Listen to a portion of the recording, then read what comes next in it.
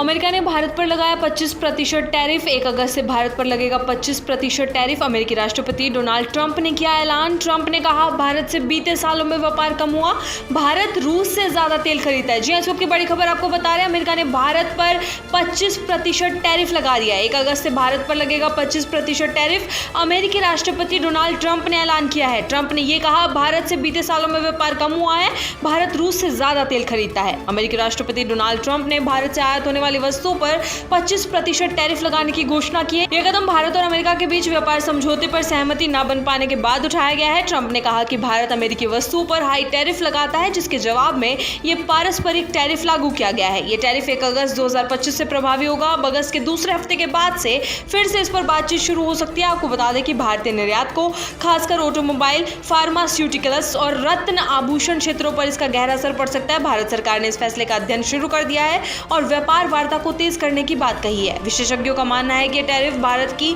अर्थव्यवस्था और रुपए की कीमत पर दबाव डाल सकता है। इससे पहले डोनाल्ड ट्रंप ने कहा था कि अगर इस हफ्ते भारत अमेरिका के साथ व्यापार समझौते को अंतिम रूप नहीं दे पाता तो भारत को 25% तक के आयात शुल्क यानी कि टैरिफ का सामना करना पड़ सकता है। मंगलवार को जब पत्रकारों ने उनसे पूछा कि अगर समझौता नहीं होता है तो क्या भारत को ज्यादा टैरिफ देना होगा, तो ट्रंप ने जवाब दिया, हाँ, मुझे ऐसा लगता है। अमेरिका ने भारत और कुछ अन्य देशों को 1 अगस्त तक की समय सीमा दी थी। कहा गया था कि या तो वे इस तारीख तक व्यापार समझौते पर पहुंच जाएं या फिर उन्हें बढ़े हुए टैरिफ का सामना करना पड़ेगा। पिछले कुछ महीनों से भारतीय और अमेरिकी अधिकारी इस व्यापार समझौते को लेकर बातचीत कर रहे थे, लेकिन कभी वे आशावादी दिखे तो कभी अलर्ट मोड पर नजर आए। ये साफ नहीं हो पा रहा था कि समझौता कब तक होगा और क्या होगा।